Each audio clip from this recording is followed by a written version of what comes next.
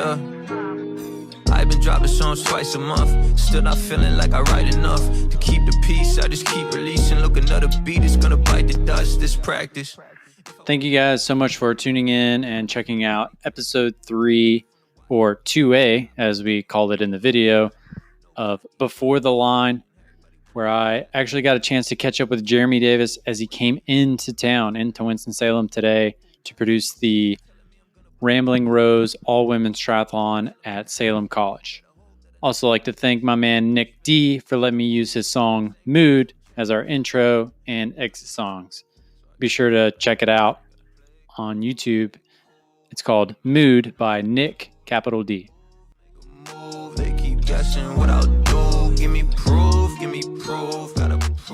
All right, sweet. So now we got some video to add to our bad mic from episode 1 and 2. We can almost call it audio. Almost call it audio. So we've got video. We got 2 mics here, yeah. So finally we're gonna get some clear audio for episode maybe 3, or maybe we just call this like an in-person. I call it 2.A. 2.A, I like it. I don't know what that means. But. Yeah, well, we just wrapped up here. I helped, I rolled some mats. Oh, you were a huge help.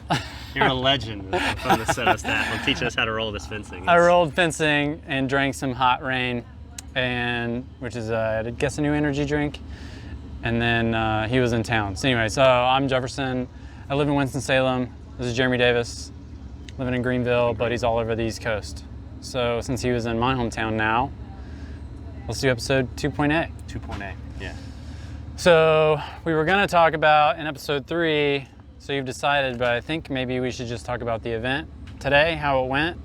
Yeah. A little bit about this series. Yeah, I love this series. It's it's a women's only series, triathlon series that's been going on for, gosh, we might be in year 13 now, and we've been a part of it for a very long time, since the beginning. Endurance Magazine, and a gentleman by the name of Steve Lackey actually started the Rambling Rose series, and we acquired it from them. I think he was just ready to get out of the business world, which at times I completely understand. Yeah. But and so we acquired the events from him, and just love putting these things on. So. Cool. So this has been going on for 13 years. How long has it been here in Winston-Salem? I think this is year 6 or year 7. This is a brand new venue today. We're at Salem College, which is a women's only college here in Winston-Salem. And we used to be just down the street at the YMCA. YWCA, yeah, YWCA. Oh, okay. And then they're pool flooded. This is the one that's like right down here, right down the there. street? Yeah, same bike. We're actually on the same bike course and everything. So that's, at some point we'll get into that later on in the event directing world, is how to deal with catastrophe.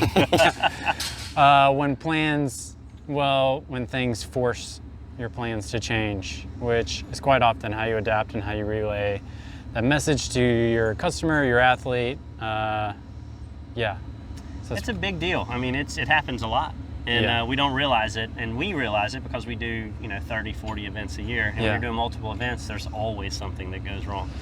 And if you have one event a year, you're going to have something that goes wrong, but it doesn't necessarily equate that, hey, this happens all the time. All the time. You might say it just happens to me.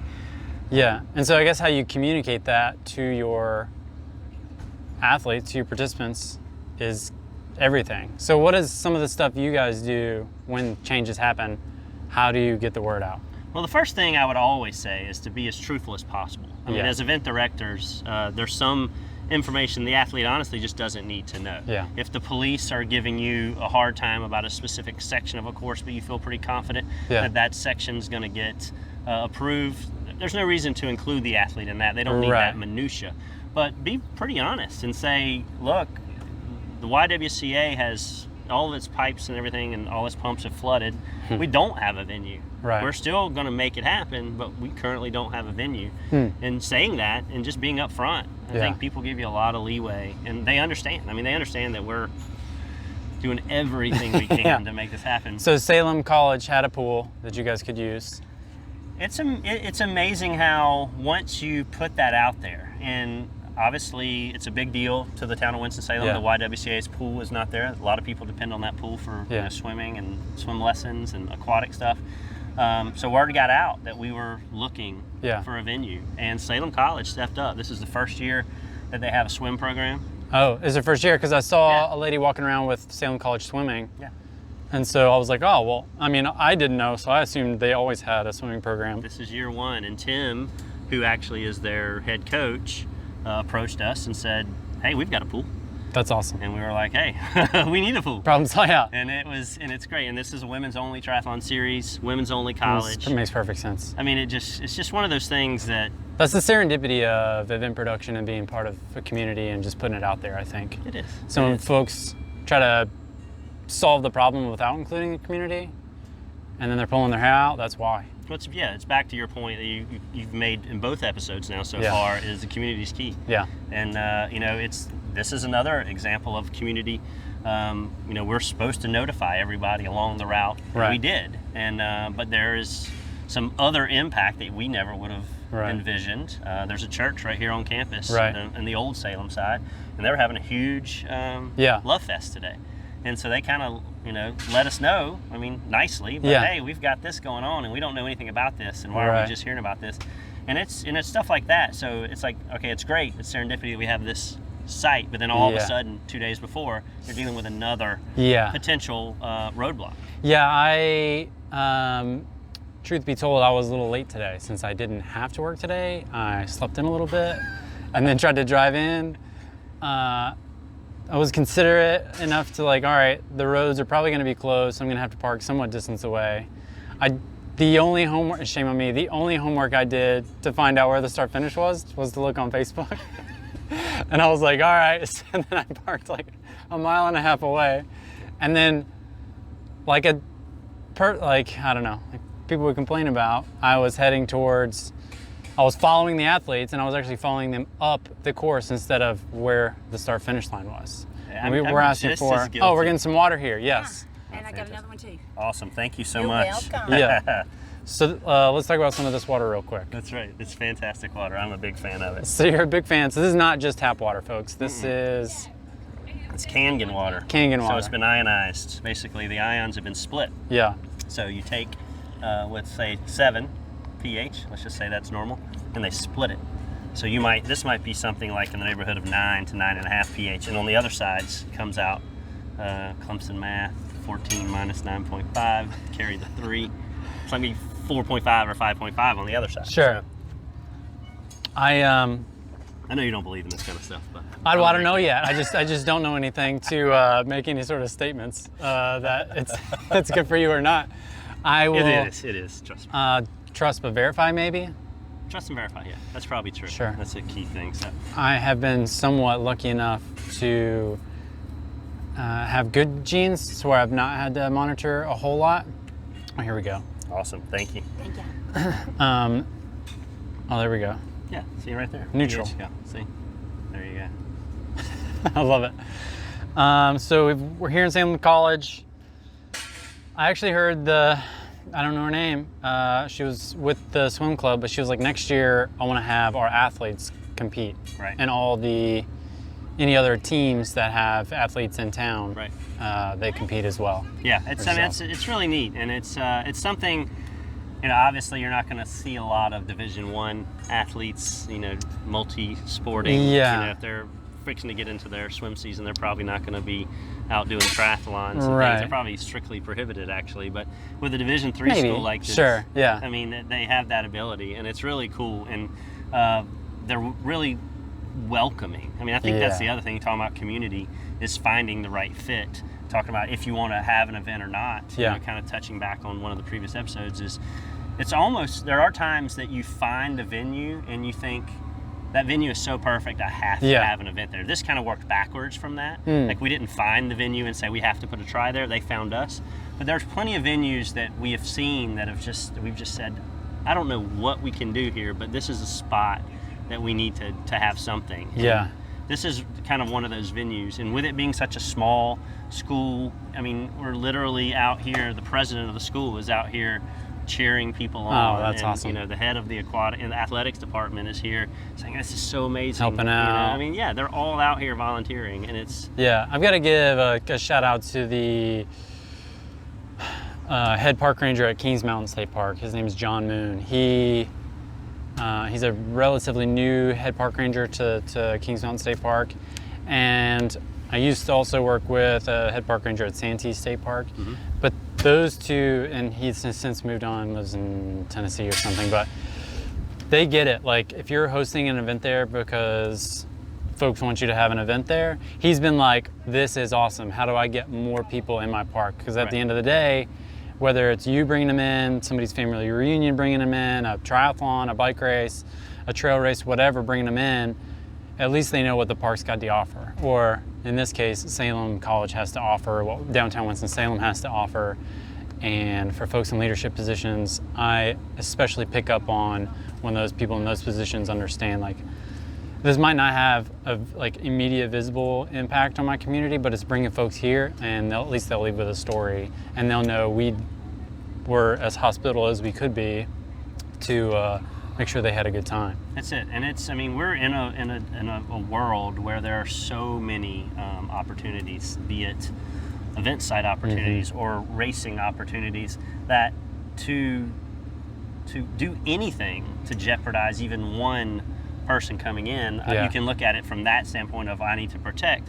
But I also agree with you in that when you find those people who really have that concept of this is a cool thing, you need to grab onto those people and do whatever you can to keep working with them, because trust me, there's 9 out of 10 people do not want you in their town, and it's not because they're mean people. It's just because they don't understand. They picture, oh gosh, 2,000 people are going to be coming in, and it's going to take over everything, and it's too much takes work. A lot more. We don't have the people. Yada yada. Yeah, I to your point, exactly right. Oh, that's a big breeze. We just lost our. Oh no, our secondary camera. We're getting fancy. We're going to try to go 2 cameras and 2 mics. We're big time. We're about to start big timing, you guys. That's actually the name, 2 cameras, 2 mics. It's a new name. That's the name of the video version, 2 cameras, 2 mics. Yeah.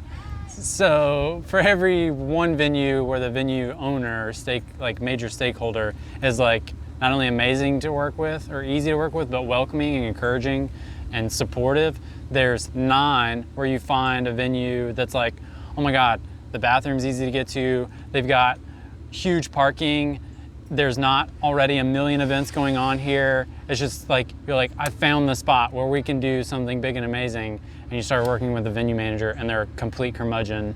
And you realize quickly why there's no events there. Yeah.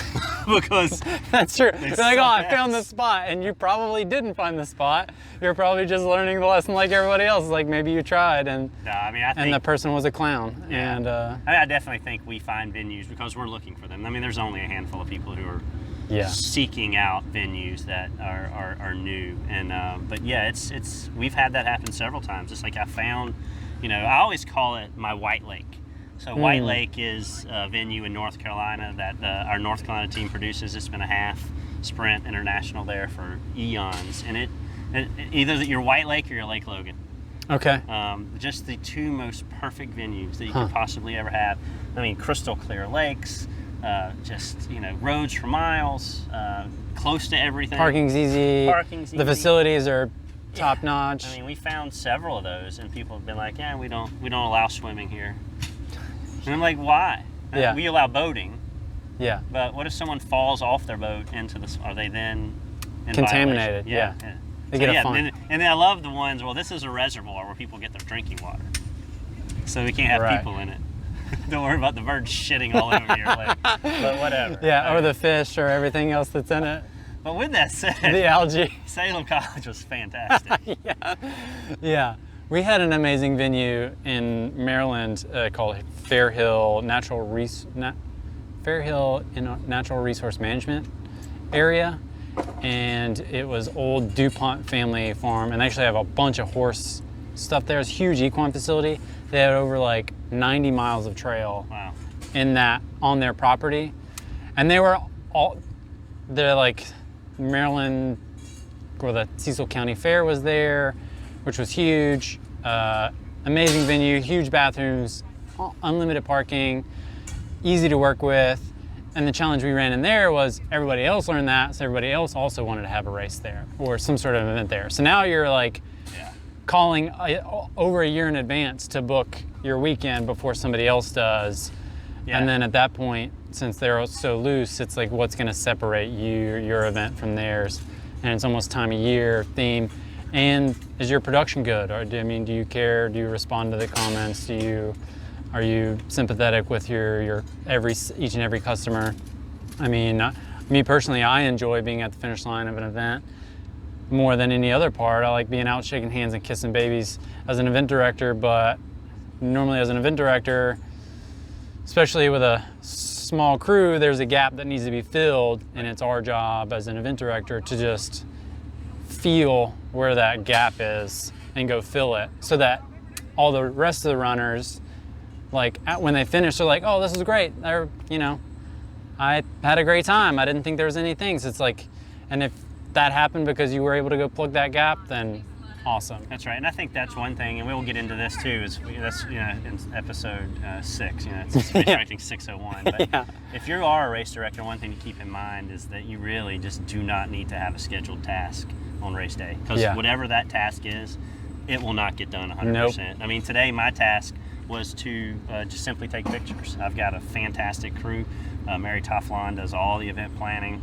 She's here during these events. It's great. Kelly Page does all the timing. Yeah. I've got guys who are out doing the course. So I had an announcer. So I honestly had nothing that I needed to do other than take pictures to post online after the event. That's awesome. And there's still 7 things that I got pulled away and probably missed 20 or 30 people with their pictures. So even something as simple as taking pictures. at an Total event, luxury you have item. Everything covered. Yeah. You're still going to get pulled away. Yeah. Hey, it's always the, hey, have you seen? And it's Have like, you seen? I'm always like, no. And then when you have police calling you, asking you, where they're supposed to be, I'm like, hey, dude, I'm stepping out on this. Yeah. I don't know. hey, Mary, where's these police supposed to be? I knew nothing. Yeah, at this particular event, where I'm sure as other It's events. pretty standard. That's pretty standard. Nah. Well, the also another challenge, which we'll definitely get into in the planning and head of execution phases. No matter how much you think you're over communicating, you're not.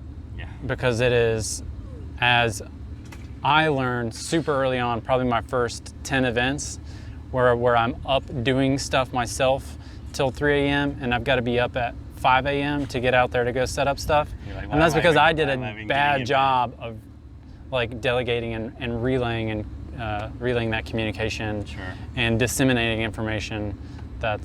We've all done that. Yeah. I mean, it's not laziness or anything. It's just sometimes it's just overwhelming, and you have life.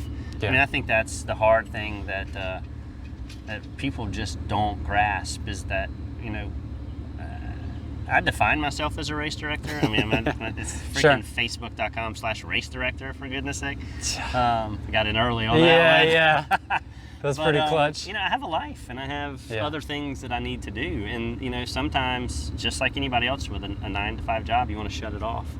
And this is one of those things where you think, well, I don't really need to do that. And then when you're face to face with the event, the next night you're like, I should have done that. And now I'm going to do it now. Yeah. But and it's interesting. And talking about being around the finish line and everything and answering That's where the questions. energy is, of course. Like that's where all the energy is at an event typically is start, finish. Yeah. Because when you're out on the course, here's one thing I want to talk about.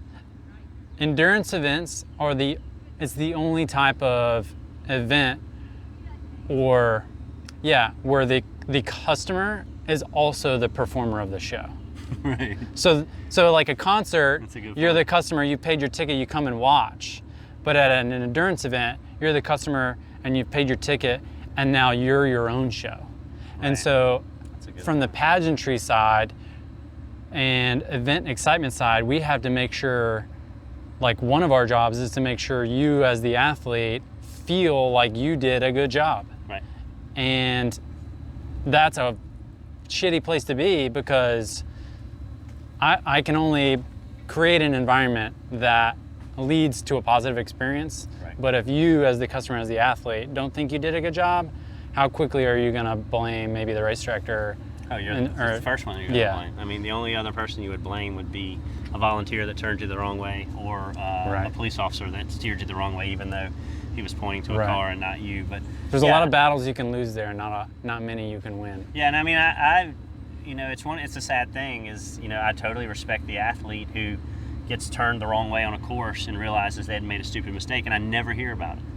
I mean, because they suck it up. They say, I made a mistake and I'm going to move on and learn from it. Yeah. The athletes that really piss me off, to be quite honest, are the ones that come up and say, you have a problem, that's how they start the conversation. I'm like, I have no problems, man. I'm at the finish line hanging out. I'm having a good time. I got a beer or a Coke or whatever it is. Yeah. I'm having a fine time. And we may have a problem. That's tough because like if they say you have a problem and they got off course, but 50 other people before and after them did not take that wrong turn, how do you, and again, got to make sure you felt like you did a good job. Yeah. How do you, it's a tough, like, Well, sometimes you just All say, right. well, 50 people before you, and if you stand here 50 people after you, sometimes you just go that route. I mean, Yeah. but the other times you say, oh my gosh, I mean, tell me what happened, where it happened, so I Yeah. can figure out what happened, and let's fix it. yeah, And, make sure it's you know, not I'm so happening sorry. still. Right. Right. Yeah, and then, you know, same thing. I mean, it happened today. I mean, we had an entire lane coned off all the way to then a paved running lane, which so there's no way you get lost on this running course. Right. But someone comes up and says, you know, this woman says it's very confusing out there. And I'm like, okay, I'll call my guy. And so you make a point in front of them to see that you're calling your guy. Yeah. And you're checking on it. And I mean, nothing was confusing, but Yeah. for some reason, Heat of the moment. Yeah, some moment she was a looked hot and saw day. something. It was a hot day. You can tell. Is the heat of the moment see what I did there? But yeah, so it's all these little things, and you know, being at an event and you know, coming right off of one, it's always fun to bounce back and Do a forth quick, little bit. all right, what went well, what did not go well. Right. And after 20 years in the business, 10 plus years in it, I should probably do that. Like, well, if you wanted to take a note from like the Air Force's book and how they have like a 99% mission success rate is because they have like their 3 key mission objectives and what went right and what didn't go right. And even if things didn't go right, the mission was a success because at least they learned a lesson. Right. A lot of times we'll get, I just want to go for a nap. yeah, That's what I we're wanna just do. like, I know what went wrong. So for me to like rehash it over lunch when the whole crew's together, it's like, okay, is it, I mean, at the end of the day, it's my fault as the race director because I didn't hire enough people, I didn't line up enough things, X, Y, Z. But hopefully your crew, who's on staff, or you plan on having on staff, or frequent volunteers, hopefully you're bringing them up as well. Yeah. And so then they can help ease that burden for future. So yeah, I mean, we're definitely talking about race 601 stuff, but it's just, why not talk about it while we're right here post-event? Yeah, and it does go back to the planning stages. If you can't surround yourself with people who are going to elevate your event, you might want to consider not doing it. Yeah. If you feel like you're in an organization where you're the only one who's a go-getter, you're the only one who is really excited about the idea of an event, Yeah. you're going to have a tough time. Another group, Right. like say you're putting on a running event, or here. I mean, we're putting on a triathlon, but Fleet Feet of Sure. Winston-Salem is super excited about the event, and Yeah. they partner with us, and it's a husband-wife team over there, and Yeah, they're awesome. They come in and they put on their own training program, Right. and they're super passionate about the event. And They do a lot of events around here. Yeah. They have some of their own, and they encourage and They're support awesome. a ton. Yeah. which is So I awesome. mean, if you can find someone like that, maybe Oh not my in your gosh. organization, partner with those people. Let's, Yeah. Then you can do an event. But if you can't surround yourself with people who are going to be Yeah. able to fill in a role that you can't fill because you're doing something else, Yeah. it's going to be tough. Yeah. I mean, and I'm standing. You've seen here. them work in the background. Yeah, right? They're working in the background. We're sitting over here chit-chatting So and we're talking done about with this. races. Everything will be done, and we'll go eat Mexican. Yeah, oh, that's the best part. The flip side of that, which we talked about in episode 2, should you or shouldn't you host an event? If you want to host an event and you just want to go get it, just fucking go do it. Yeah, like that's you the could thing, right. you could also just do it and just keep the stuff in mind where it's like, all right, how do I pare down stuff where I only have 1 or 2 decision makers I got to deal with to actually execute like an event that you want to do, albeit whatever it might be. just go do it. And you're gonna learn a shit ton of lessons from that event, but just go do it. So while you should, like, it is in best practice to have, like, build, involve, and grow with your crew. If you're a solo act and you can put on a hell of a show, go get it. Yeah, Guy I or agree girl, with you know what I mean? I mean, Just- you can overanalyze anything to death. Yeah. And I mean, that's the thing is if you're having hesitations. Yeah, we There's did we did a lot of off-road tries. So that was off-road triathlon, not like no swimming. So we did trail run, kayak, mountain bike. Right. And you can do that with pretty minimal staff. Right. And I would say if you're gonna do something, you're a solo act, but you're an executor, think off-road first. Yeah. Before you deal with road Well, stuff. off-road is just so hot right now. I mean, on-road is a little scary, to be quite honest. Sure, yeah. I mean, you're going to have way less venue stakeholders. You're typically not going to have to deal with a police department or multiple police departments, depending on how long your course is. Greatly decreases your costs. Oh my gosh. So if you're just off-road, you've got maybe a state park, so then that's all you're dealing with. And if you find a cool state park manager that can throw a couple bodies your way, just keep an eye on folks. Ambulance, food and water, course, sick t-shirt design. Hell, you don't even need t-shirts these days. Just give a beer mug or whatever. Anyway, we can dive into that later. I but agree. do something off-road and just do it. You're right. I mean, just go do it. One thing that I will always say though to any race directors, there's only three categories of things within an event. There are must-haves, there are should-haves, and there are want-to-haves. As a race director, you have to dictate what goes in each of those categories. But the must-haves, you must have them. Yeah. I mean, you can't jump out of a plane and build your parachute on the way down. Right. You know, unless you're jumping from super high and you're a really awesome seamstress or something. But, Yeah. but you got to have the materials there. Yeah. And so must-haves. You know, every event is different. Right. An off-road, you must have, hydration. Right. You must have some sort of emergency safety plan. Yeah. But then other than that, I mean, the must-haves are super small. Pretty small. Bib numbers are not even in the must-haves. Timing is not in the must-haves. It's true. Post-race food is not in the must-haves. I mean, Yeah, I'm not a restaurant. Right. That shit used to drive me bonkers when we were hosting Xterra trail runs, and when Xterra would send out their post-race survey, and then they would include, how did you like food and beverage at the finish line? I'm not a restaurant, Right. nor am I a food truck or beer festival. we had some. I don't give a shit what you think about my finish line Coke and cookies. In my survey, It drives me I bonkers. actually had someone say at the Magic City Half Marathon, I've never been to an event that didn't serve milkshakes. And I was What? like, where in the fucking world are you racing? Because I want to live there. Yeah. Because Milkshakes at the finish if an line. anomaly is to not have milkshakes, then the world you live in is heaven. I was like, and I was like, I swear I hope this is some sort of, That's a troll. that's a buddy of mine just being an ass. But it seemed legit. I've never been to a race where the finish line didn't have milkshakes. That's it. I know Garrett Mulzer will be excited about You're- the idea of milkshakes. That's a troll, Yeah. for sure. It might have been Garrett Mulzer. I was on Twitter last night where folks were talking about the girl who runs our Kings Mountain event a lot. She said, I think races put beer at the finish to make us forget how hard the event was, so we'll sign up for more. And then a bunch of people jumped in, and they were like talking about how cute like events were, whether they need beer or not. And I was like, real talk, XYZ road race has to add beer at the end to be different from another road race. Right. And even that's quickly like that environment's sort of evaporating too. It is, because now you got to go way out. You got to have 8 options of Yeah. craft beer, and this all got to be served out of a fire engine. And then not only with that, you've got to have beer mimosas that serve fresh raspberries Yeah. next to your chocolate fondue fountain. Yeah. And then ultimately, in 2 years, that's going to be old news. Yeah. So My father-in-law brews. Him and his buddies make their own home brews. And I had yesterday. He made, and it takes him a few months to brew a batch, but I had a fennel cream ale that he made. right. And it was awesome. It was a little minty, but he was like, oh, I went to a beer festival and took a few pieces to get judged.